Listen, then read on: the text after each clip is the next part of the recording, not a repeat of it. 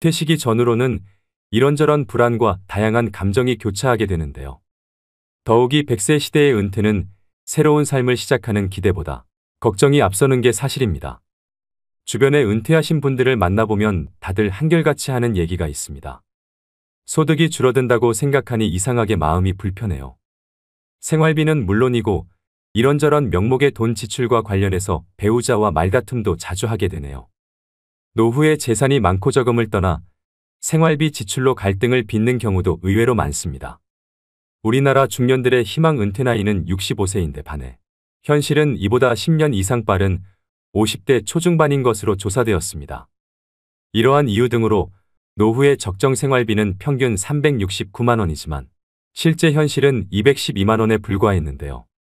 더 큰 문제는 우리나라 국민 52% 정도는 노후 준비를 시작도 못한 상황이라 노년기의 생존 리스크에 그대로 노출돼 있는 실정입니다. 이처럼 성공적으로 잘 나가던 사람들도 은퇴를 하게 되면 남은 인생에 대한 불안과 경제적인 압박감으로 마음이 급해져서 돌이킬 수 없는 악수를 두는 경우가 많이 있습니다. 주변에서 말려도 나는 다르다면서 굳이 그 길을 시작하시는 분들이 계십니다. 그래서 오늘은 은퇴 전문가들이 꼽은 은퇴 후에 패인되는 지름길 5가지에 대해 알려드리려고 합니다. 은퇴 후 절대 하지 말아야 하는 첫 번째는 잘 모르는 분야에 절대 투자하지 않기입니다. 아침부터 저녁까지 밤낮 없이 회사에 매여 살다가 갑자기 아침에 갈 곳도 없고 집에 있자니 가족들 눈치도 보이고 무언가를 해야겠다는 생각이 점점 더 사람을 조급하게 만드는데요. 그래서 이 사람 저 사람 만나다가 안 해본 것에 투자하게 됩니다. 은퇴 이후 절대 하지 말아야 할 것 중 첫 번째가 살면서 한 번도 해보지 않은 것에 돈을 투자하는 것입니다. 지금 세상이 너나 할 거 없이 먹고 살기 힘든 세상입니다.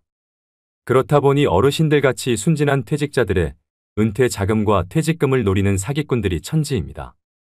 특히 그들이 노리는 사람은 평생 회사라는 테두리 안에서 일만 하느라 바깥 세상 물정을 잘 모르는 사람들인데요. 은퇴했거나 은퇴를 앞두고 있는 노년층 분들은 자기 은퇴 자산이 부족하다고 느끼는 나머지 자신이 잘 알지 못하는 분야에 대한 투자를 공격적으로 그리고 과감하게 하는 경향이 강합니다. 빨리 큰 효과를 거둬야 한다는 강박 때문이라고 생각되는데요. 이 시기에 가장 중요한 포인트는 은퇴 자산을 크게 불리는 것이 아니라 적정한 수익을 거두면서 잘 지키는 것입니다. 투자 사기를 치는 사람들의 언변은 그 누구도 따라갈 수 없습니다. 투자자의 주머니 속에서 돈이 나오게 만들려면 얼마나 말을 잘할까요? 모르는 사람이든 지인이든 상관없이 누군가로부터 귀가 솔깃한 투자 권유를 받는다면 먼저 그 사업이 성공 가능한 것인지 충분히 생각하고 알아보셔야 합니다. 다시 한번 강조드립니다. 은퇴 자금을 지키는 제1원칙은 바로 모르는 분야에 투자하지 마라, 아는 것에 투자하라입니다. 반대로 생각해보면 나 스스로 아는 것이 많다면 남들보다 투자를 할 수 있는 분야가 다양해지고 보다 안정적인 자금 운용이 가능해질 수도 있다는 의미겠지요.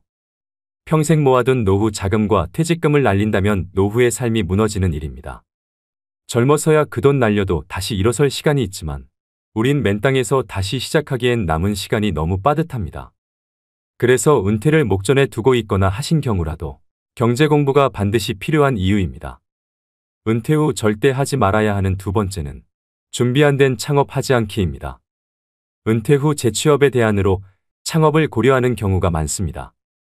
은퇴 후 마냥 놀 수는 없으니 뭐라도 빨리 하고 싶은 마음은 10분 이해하지만 그렇다고 무작정 사업을 시작하시면 안 됩니다. 창업은 취업보다 훨씬 더 많은 준비가 필요하고 시간도 그만큼 오래 걸리는데요. 은퇴 후 재취업이 어려운 상황에서 평생 모아두었던 노후 자금을 창업 비용으로 투자하게 됩니다. 그렇지만 대부분의 사람들은 창업 아이템이 독창적이지 못하고 벼락치기로 준비하다 보니 쉽게 의지하는 것이 바로 프랜차이즈입니다. 한 집 건너 한 집이 치킨집 커피숍이 된 이유이지요. 더 큰 문제는 이처럼 창업률이 높은 업종이 폐업률도 높다는 점입니다. 은퇴 후 창업은 자아 실현이나 꿈을 이루기 위한 경우도 있겠지만 대부분은 생계가 목적입니다. 창업할 수밖에 없는 상황이라면 잘 될 거라는 안일한 생각은 접고 안정적인 수익 창출을 위해 많은 노력을 기울이셔야 합니다. 그렇다면 창업에 실패하지 않으려면 어떻게 해야 할까요? 간단하게 3가지로 말씀드리겠습니다. 먼저 첫 번째는 충분히 창업 준비가 되었는지 검토하셔야 됩니다. 준비되지 않은 창업은 시행착오를 가져오고 경제적으로 큰 손실을 가져옵니다. 이 단계에서는 창업 목적과 재무 상태, 창업 집중 여부, 그리고 노후 준비 등 다양한 조건을 고려하셔야 됩니다. 두 번째는 소자본으로 시작하셔야 됩니다. 은퇴 후 창업의 최우선 조건은 창업 비용의 적정성인데요. 큰 성공보다는 일하는 보람과 안정적인 수익의 목표를 두는 것이 좋습니다. 퇴직금을 비롯해 노후 자금을 창업에 투자할 경우 실패 시 회복이 어려우니 감당할 만한 예산 범위 내에서 할 수 있는 창업 아이템을 선정해야 합니다. 세 번째는 잘 알고 좋아하는 일을 하셔야 됩니다. 우리가 살아가는 궁극적인 목적은 행복입니다. 노후에는 조금 덜 벌더라도 일 자체에서 큰 스트레스를 받지 않아야 합니다. 그래야 시간이 지날수록 일 자체에서 기쁨과 보람도 느낄 수 있는데요. 단순히 남들이 하니까 또는 너무 유행을 타는 업종을 선택하기보다는 자신에게 강점이 있고 오랫동안 지속 가능한 업종을 선택하는 것이 좋습니다. 창업 준비 전 반드시 확인해야 될 세 가지를 말씀드렸는데요. 이렇게 준비해도 생기는 게 창업 리스크입니다. 그럼에도 나는 정말 내 사업을 해보고 싶다 하시는 분들은 원하시는 사업 업종에서 실제로 일을 해보시는 걸 추천드립니다. 커피 가게를 열고 싶으시면 커피 가게 아르바이트부터, 편의점을 차리고 싶으시면 편의점 아르바이트부터, 그렇게 1, 2년 정도 실제 현장은 어떤지, 자신이 생각하는 만큼의 수익 구조가 가능한지 직접 경험해 보시고, 그래도 해야겠다는 확신이 생길 경우에 자기 사업을 시작해도 늦지 않다고 생각합니다. 은퇴 후 절대 하지 말아야 하는 세 번째는 욕망을 자극하는 말에 귀 기울이지 않기입니다. 지금 이 순간에도 수없이 많은 분들이 질 나쁜 사기를 당하고 있습니다. 특히 그 돈이 은퇴 노후 자금이라면 더더욱 안타까움을 더할 수밖에 없는데요. 은퇴 후에는 사회와 단절되어 현실감이 떨어지거나 순간적인 인지부조화 등으로 판단력이 취약해질 수 있기 때문에 사기꾼의 표적이 되기 쉽습니다. 사기꾼들은 사람의 욕망을 자극합니다. 좋은 차, 비싼 옷과 번듯하게 차려진 사무실로 사람의 마음을 흔들고 욕망의 불을 지핍니다. 어르신들의 노후 불안감을 이용하는 천하의 나쁜 사람들이지요. 그렇다면 어르신들이 속기 쉬운 금융사기 수법의 특징에는 어떤 게 있을까요? 금융감독원에서 2년간 어르신들에게 접수된 피해 신고 제보 건 중 자주 발생하는 사기 수법 특징 3가지를 공개하였습니다. 첫째는 오프라인 투자 설명회를 활용합니다. 디지털 기기에 익숙하지 않은 어르신들은 온라인보다 오프라인 투자 설명회를 선호하시는 경우가 많습니다. 이러한 특성을 이용해서 사기 업체들은 전국 각지에서 투자 설명회 등을 개최하여 전도유망한 사업을 진행하고 있다며 어르신들을 현혹하는데요. 사업은 주로 일반인들이 검증하기 어렵거나 생소한 내용인 경우가 대부분입니다. 둘째는 평생연금처럼 확정 수익을 지급한다고 현혹합니다. 노후 대비가 되어 있지 않거나 미래 현금 흐름이 불확실한 어르신들이 표적입니다. 실제로 일정 기간 동안은 약속한 확정 수익을 지급하며 믿음을 주어 지급한 배당금도 재투자로 이끌어내는 방식을 사용한다고 합니다. 셋째는 모집수당을 미끼로 유인합니다. 어르신들은 주로 오랜 기간 신뢰를 쌓아온 지인 또는 가족 등의 말을 별다른 의심 없이 믿고 투자한다는 점을 이용하여 업체들은 고객의 모집수당을 주면서 주변 지인, 가족 등에게 투자를 권유합니다. 이는 전형적인 불법 피라미드 다단계 방식이라고 볼 수 있습니다. 고수익에는 항상 그에 상응하는 높은 위험이 따른다는 평범한 진리를 명심할 필요가 있습니다. 고수익 무위험의 확실한 투자처가 존재한다면 업체 혼자 수익을 독차지하려고 하지 절대로 불특정 다수를 대상으로 모집수당 등을 지출하면서 투자금을 모집하지 않겠지요. 결국 돈은 스스로가 관리해야 합니다. 조언은 어때? 그 조언을 판별하고 결정하는 것은 그 돈을 사용하는 본인이 현명하게 행동해야 합니다. 각자도생이란 단어를 들어보셨을 겁니다. 너무 차가운 단어로 느껴질 수 있겠지만 젊어서든 늙어서 나중에 오든 결국 이 돈의 관리는 자기 자신의 수많은 고통과 고민 속에서 나오는 결과물이라고 생각합니다. 부자의 4가지 능력 중에는 그 돈을 유지하는 능력이 있는데요. 돈을 벌고 모으는 능력도 중요하지만 돈을 유지하는 능력은 반드시 배우고 지니셔야 됩니다. 은퇴 후 절대 하지 말아야 하는 4번째는 무언가를 배우기에 늦었다고 생각하지 않기입니다. 노후 준비를 망치는 또 다른 생각은 무언가를 배우기에는 늦은 때라고 인지하는 것입니다. 중장년이시라면 100세 시대에 이제 겨우 반을 사신 것뿐입니다. 머리가 굳고 습득이 느리기 때문에 혹은 이 나이에 배우는 것은 큰 의미가 없다는 생각을 하는 경우가 많은데요.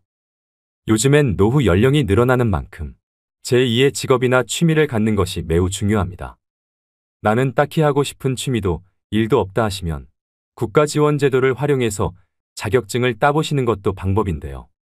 은퇴 후 남성 중장년들이 가장 많이 취득하는 자격증인 지게차 운전 자격증과 굴삭기 자격증은 60대, 70대까지도 현역으로 일하시는 분들이 계십니다. 그럼 50대 중반이나 후반의 자격증을 따도 10년은 더 일할 수 있다는 얘기겠지요. 은퇴 후 취미나 소일거리 없이 남은 인생을 보내는 것은 스스로를 힘들게 하는 길입니다.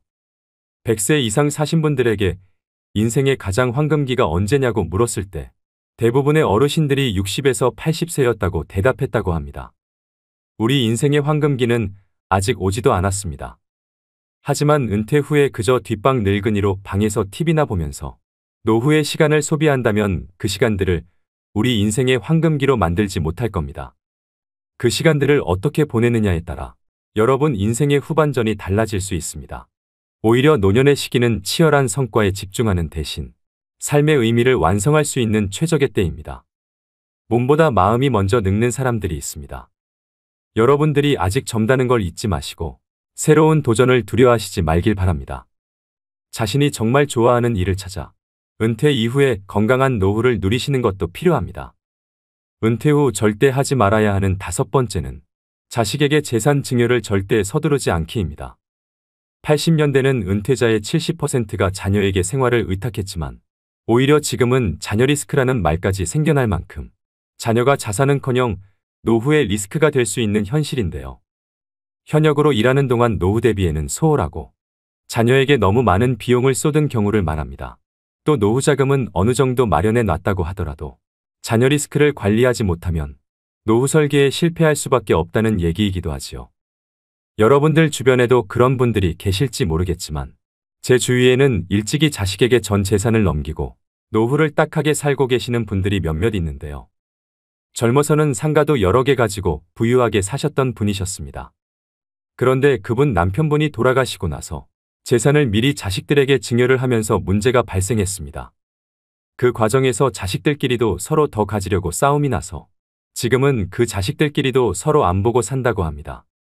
자기 살던 집까지 큰아들 명의로 넘겨줬는데 재산 넘겨받고 나서 부모를 안면몰수 해버리더랍니다. 할머니가 집에서 구박을 받다 나중에 아들 딸집 전전하다가 이제는 그마저도 여의치 않아서 혼자 방 하나 얻어서 청소일 하시면서 사신다고 합니다. 재산증여뿐만 아니라 자식 사업자금이니 결혼자금이니 하면서 과도하게 자녀를 지원하는 분들이 계십니다. 자식이 사업하는데 돈이 급하다고 자신이 살고 있는 집을 담보로 대출을 받아준다든가 자식 번듯하게 결혼시키려고 노후자금으로 모아둔 돈 탈탈 털어 자식에게 주시면 안 됩니다. 자식은 나이가 60, 70을 먹어도 자식이라고 남들보다 더 챙겨서 시집 장가 보내고 싶은 마음도 알겠고 사업자금 쪼들여서 고생하는 거 보면 어떻게든 도와주고 싶은 마음도 알겠지만 자신이 가진 재산을 올인하시는 건 절대 안 됩니다. 물론 자녀를 리스크라고 부르는 주장에 동의하시지 않는 분들도 계시겠지만 한 번쯤은 생각해 보셔야 되는 현실적인 문제입니다. 자식 사랑에도 절제가 필요합니다. 자녀 리스크를 줄일 수 있는 가장 기본적인 방법으로 모든 것을 책임져 주려고 하기보다는 자녀 스스로가 한 사람으로 성장하도록 지켜보면서 도와주는 역할 정도를 감당하고 부모도 정서적 경제적으로 계속 노후를 준비하셔야 됩니다. 오히려 빨리 선을 그어주어야 그 안에서 자기의 길을 준비할 수 있게 됩니다. 그리고 그 이상 해주지 못하는 것에 대해서 부모가 미안해할 필요도 없습니다. 부모와 자식 서로가 독립된 존재로 온전히 서 있는 사람이 되면 됩니다. 늙어서는 돈을 꼭 움켜쥐고 계셔야 합니다. 명심하셔야 합니다. 증여는 죽기 직전에 해도 늦지 않습니다. 은퇴 후에 하면 폐인되기 딱 좋은 5가지에 대해서 말씀드렸습니다. 마음이 급하면 귀를 닫게 되고 인생 망치는 결정을 할 수 있습니다.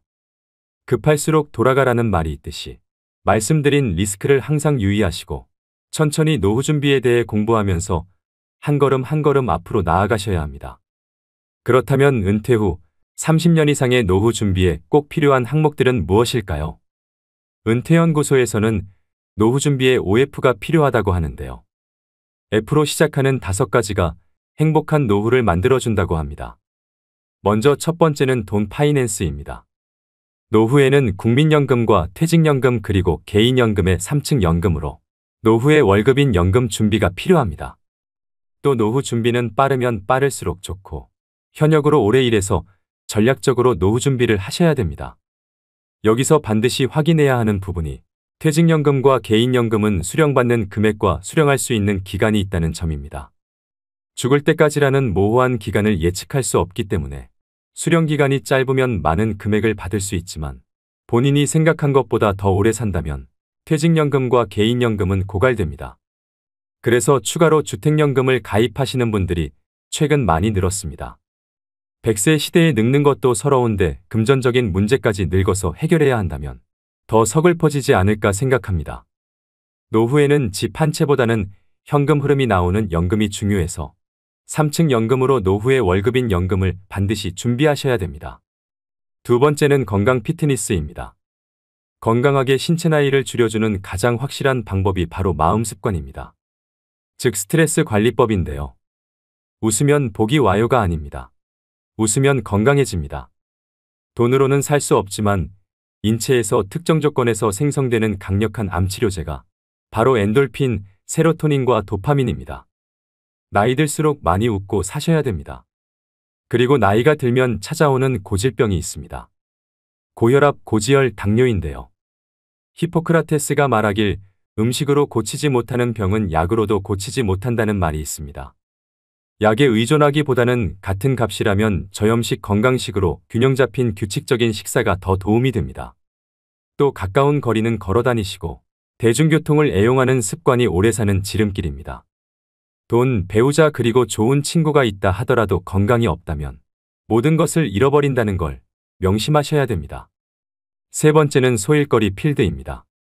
소득을 올리는 일거리뿐 아니라 은퇴 후 남는 시간을 보람차면서도 재미있게 보낼 수 있는 소일거리를 의미하는데요.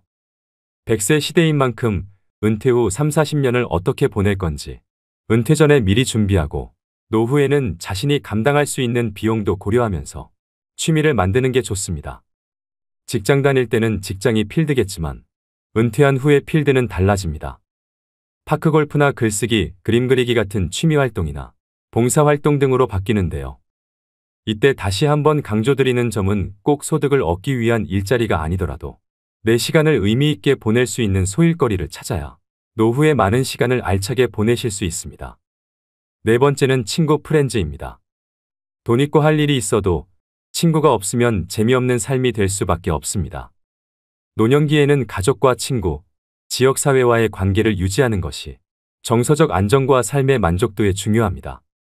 정기적인 사회적 활동은 고립감을 줄이고 행복감을 증진시키는데요. 봉사활동이나 동아리 활동 그리고 종교 모임 등에 참여하면 새로운 사람들을 만나고 의미 있는 활동에 참여하실 수 있습니다. 노년이 되면 마음이 경직되게 마련입니다. 이럴 때 마음이 젊고 신세대처럼 행동하는 친구와 어울리시는 걸 추천드립니다. 다섯 번째는 재미펀입니다. 돈도 소일거리도 어느 정도 있고 사랑하는 배우자와 자녀, 그리고 좋아하는 친구들이 있다면 부러울 게 없습니다. 인생이 재미있고 즐거울 것입니다. 열심히 일한 당신 떠나라. 이 말보다 더 좋은 말이 어디 있을까요? 어떻게 하면 노후에 재밌는 시간을 보낼 것인지를 연구하고 실행하셔야 됩니다. 아는 것은 좋아하는 것만 못하고 좋아하는 것은 즐기는 것만 못하다는 말이 있습니다.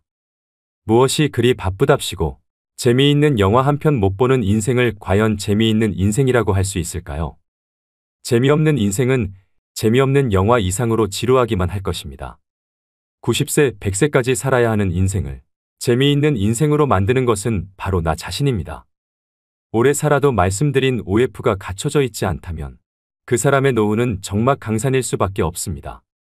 은퇴는 누구나 꺼립니다. 그렇지만 피할 수 없는 것이 은퇴이기도 하지요. 피할 수 없다면 즐기셔야 합니다. 기왕이면 은퇴 후 30년, 40년을 잘 보낼 수 있도록 노후의 5박자, 즉 OF를 잘 준비하시길 바랍니다. 오늘의 영상 어떠셨나요? 돌다리도 두들겨보고 건너라는 말이 있습니다. 100세 시대는 긴 여정인 만큼 무조건 돈만 보고 무리한 재취업이나 공격적인 투자를 하기보다는 건강을 해치지 않고 할 수 있는 일인지 또 좋아하는 일인지를 꼼꼼히 따져보고 노후 준비를 시작하셨으면 좋겠습니다. 지금 은퇴하는 세대는 평균적으로 자유롭게 쓸 수 있는 30년 이상의 시간을 갖습니다. 그렇기 때문에 안도감과 행복감을 갖고 시작하는 사람이나 걱정과 불안감을 갖고 시작하는 사람이나 모두 미래는 불확실성 속에 있는 것은 마찬가지인데요. 그러니 다가오는 노후를 너무 불안해하지 마시고 지난 30년을 불확실성 속에서 개척해왔듯이 앞으로 남은 노후 30년도 개척하시면서 살아야 합니다. 누구나 다 늙습니다. 자연의 섭리이고 공평한 시간 법칙입니다. 누구나 윤택한 노후를 보내고 싶어하는 마음을 가지고 있습니다. 시작하지 않으면 아무것도 되지 않는다를 명심하시고 안정적인 노후를 위해 준비하셔야 됩니다. 노후 준비는 그게 무엇이 됐든 생각이 아니라 하는 것부터 시작입니다. 오늘도 노후의 지혜와 함께해 주셔서 감사드립니다. 황금빛으로 무르익어가는 여러분의 지혜로운 인생을 언제나 응원합니다.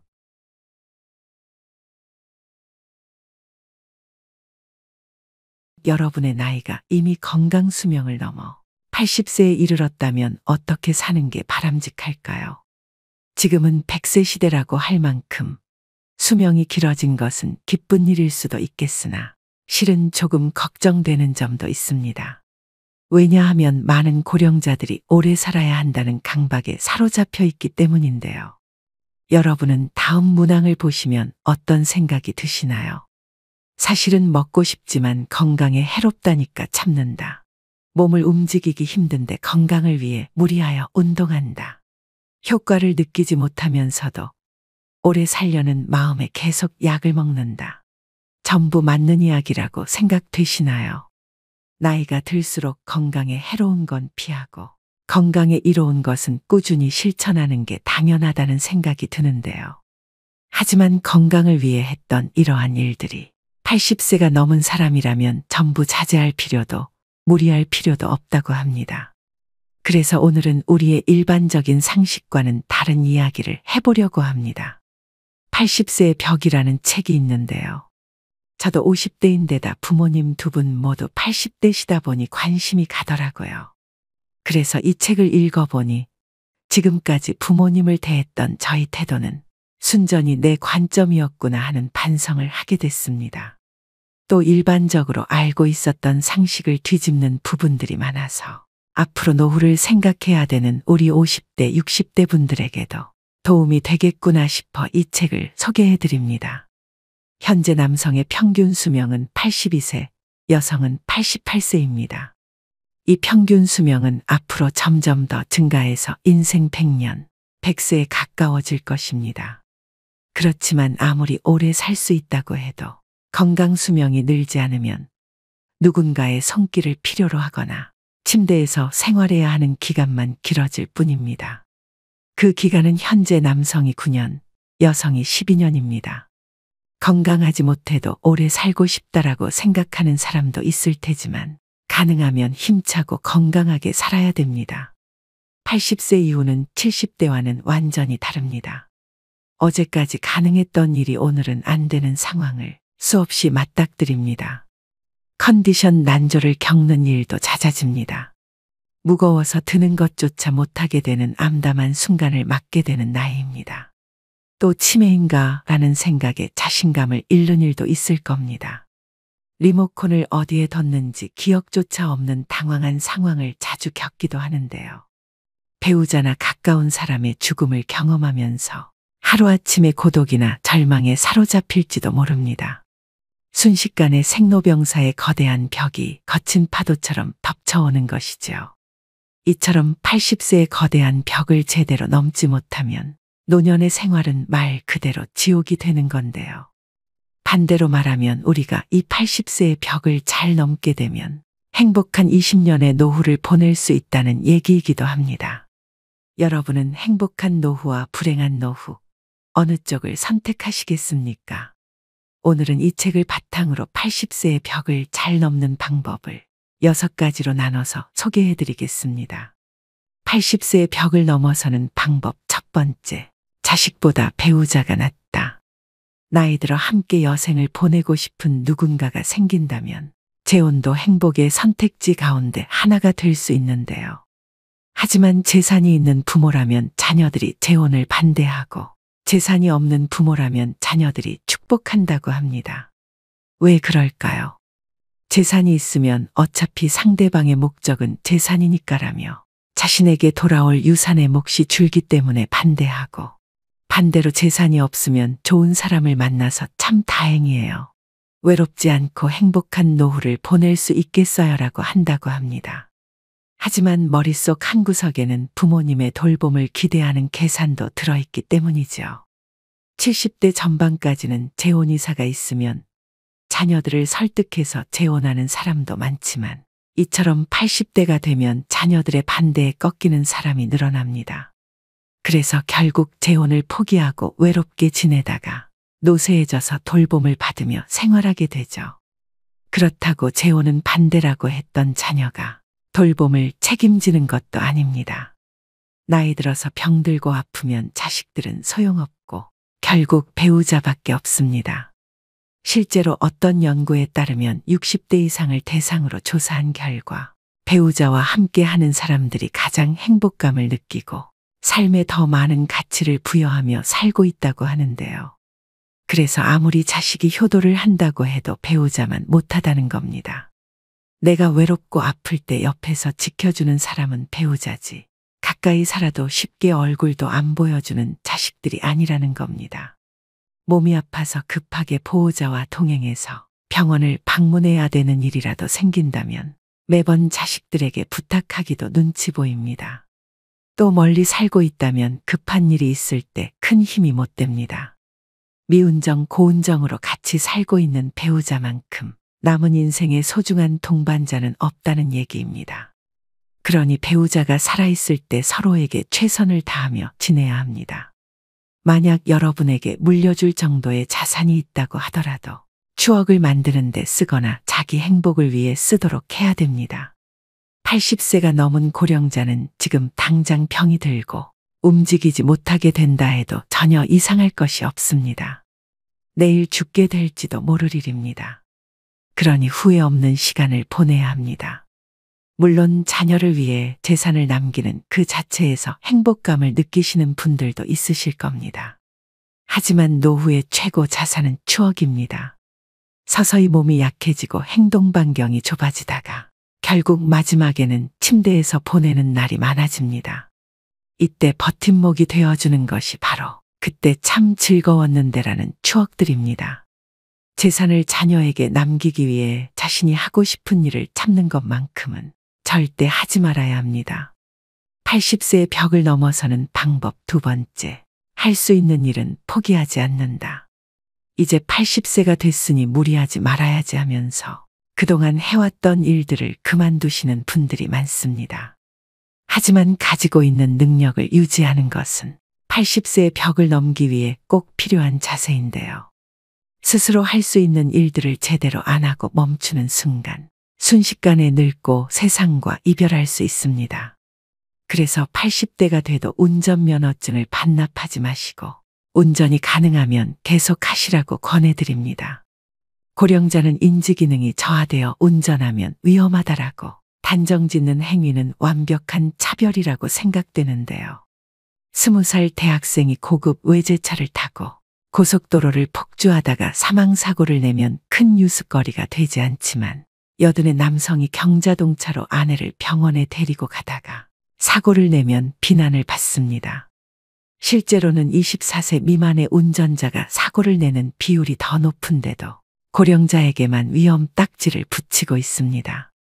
80대가 교통사고를 내면 언론에서는 큰일이라는 식으로 기사를 냅니다. 이러한 사회 분위기와 더불어 나이 들어 운전면허증을 자진 반납하면 지원금을 주는 제도가 있다 보니 면허증을 반납하시는 분들이 많습니다.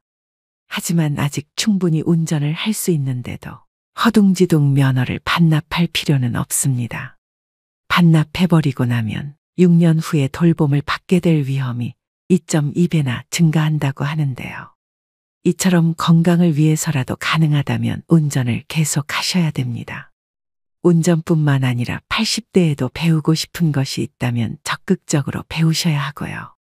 건강한 노후 생활을 보내는 가장 중요한 방법 중 하나가 노후에도 배움을 지속하는 건데요.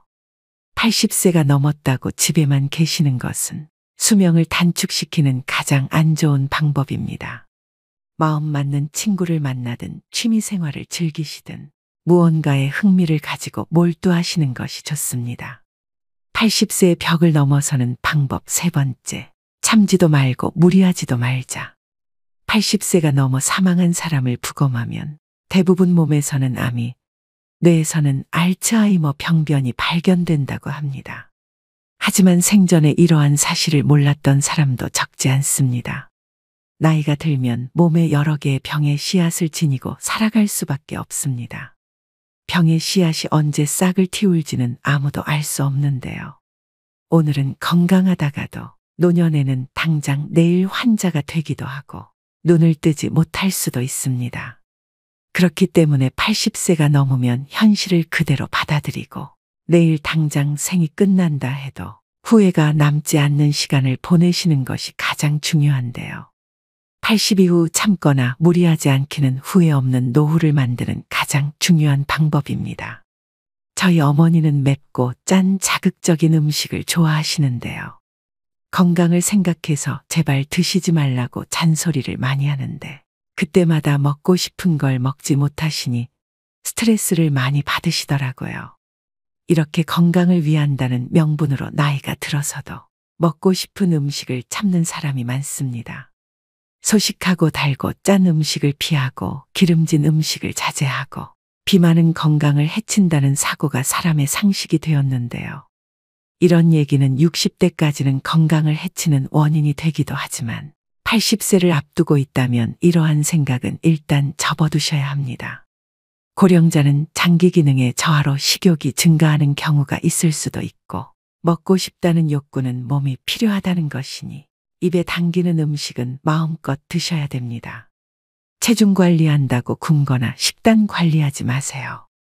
살이 좀 찐 사람이 오히려 더 오래 산다는 통계도 있습니다.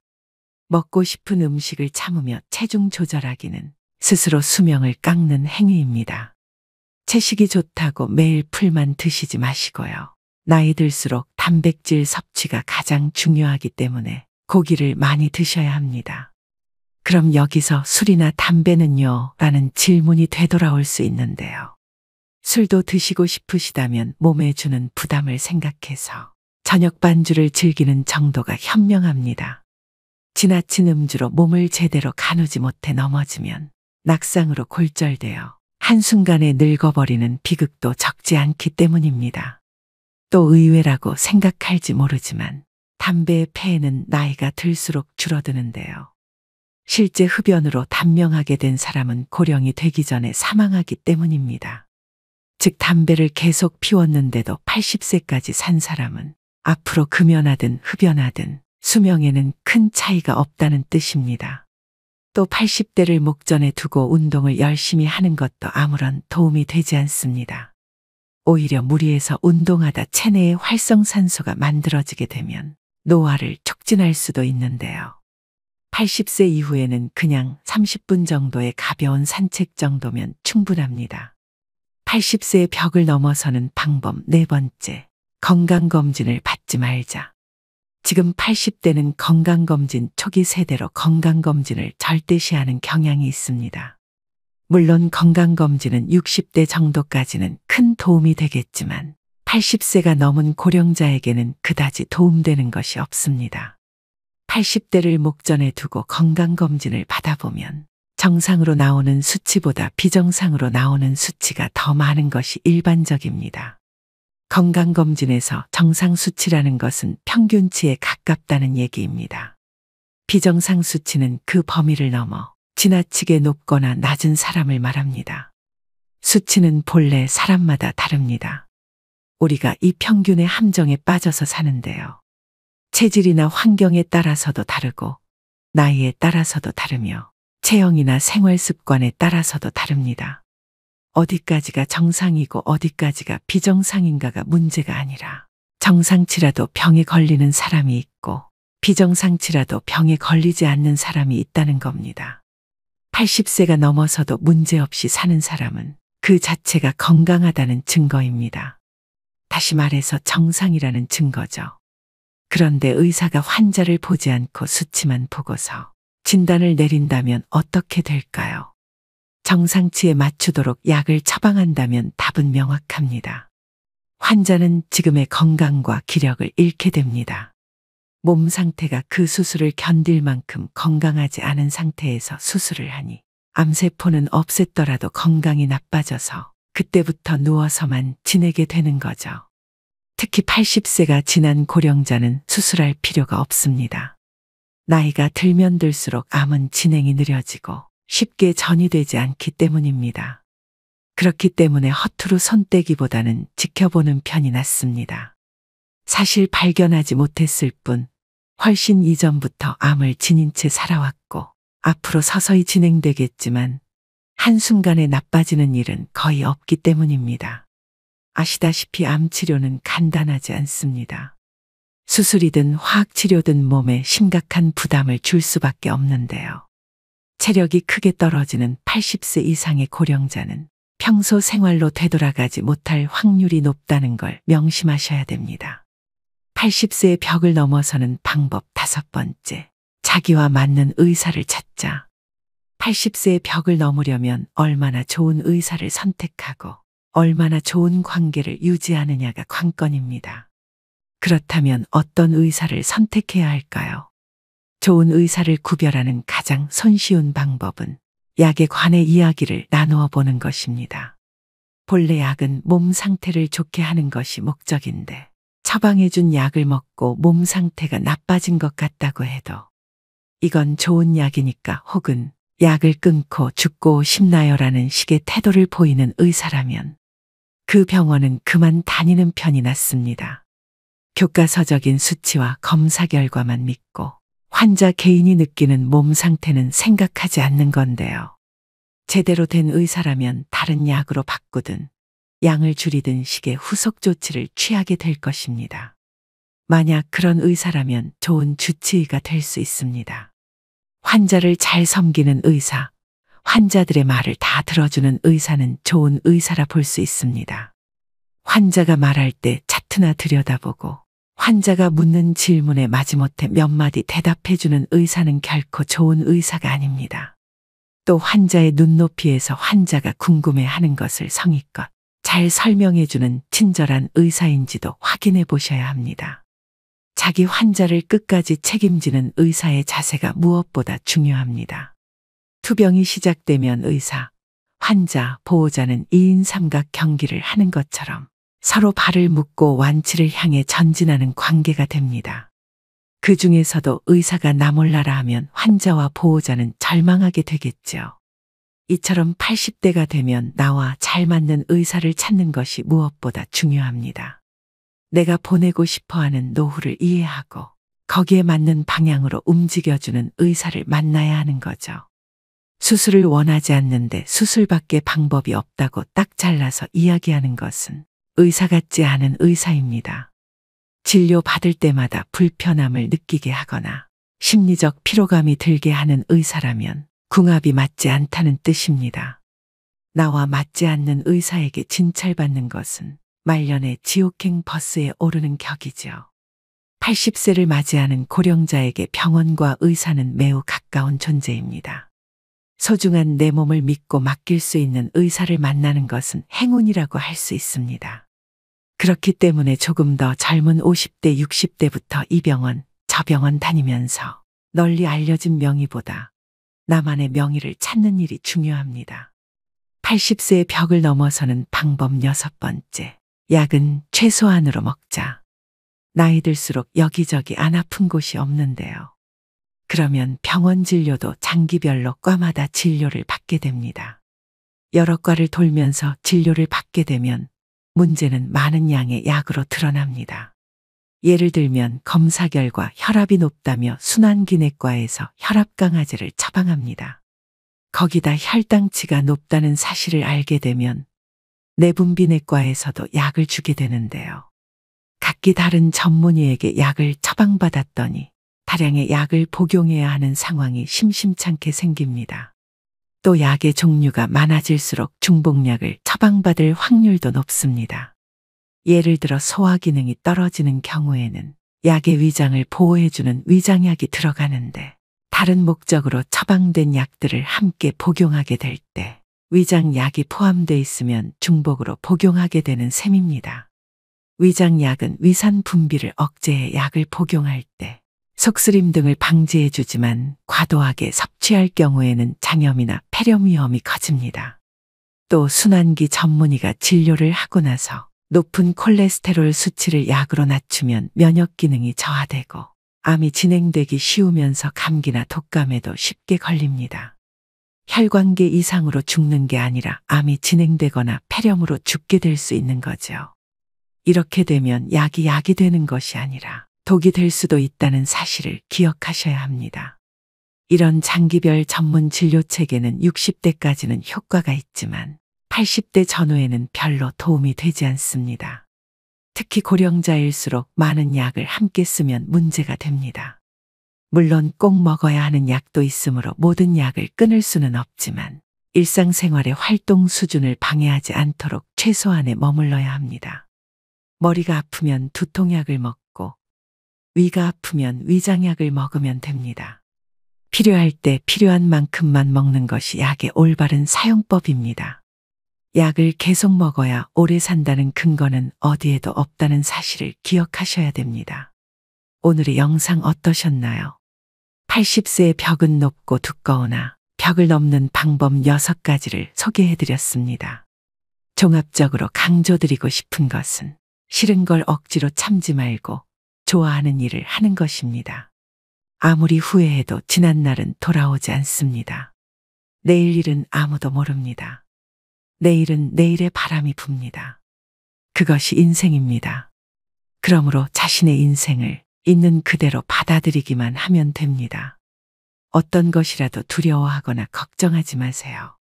원하는 일을 하고 먹고 싶은 음식을 먹고 만나고 싶은 사람을 만나고 하고 싶은 말을 하면서 살면 됩니다. 이것이 행복한 노후와 불행한 노후를 가르는 기준입니다. 불량 노인이어도 됩니다. 사람 좋은 척하면 건강이 불량해집니다. 여태까지 사람들의 눈치를 살피고 사양하느라 하고 싶은 일을 참으며 살아오셨을 겁니다. 그런데 80세가 넘어 참거나 무리하게 되면 몸과 마음이 지치고 건강이 나빠집니다. 지금까지 애쓰고 고생하며 살아왔으니 앞으로는 원하는 대로 살아보셔야 합니다. 80세가 넘은 고령자라면 그렇게 살아도 됩니다. 인생에는 다양한 의미의 오르막과 내리막이 있지만 오르막에서도 내리막에서도 행복은 생각하기 나름입니다. 행복이란 무엇인가에 대한 답은 사람마다 다르겠지만 최고의 행복은 다름 아닌 즐기는 능력이 아닐까 싶습니다. 즐길 수 있어야 진정한 100세 인생입니다.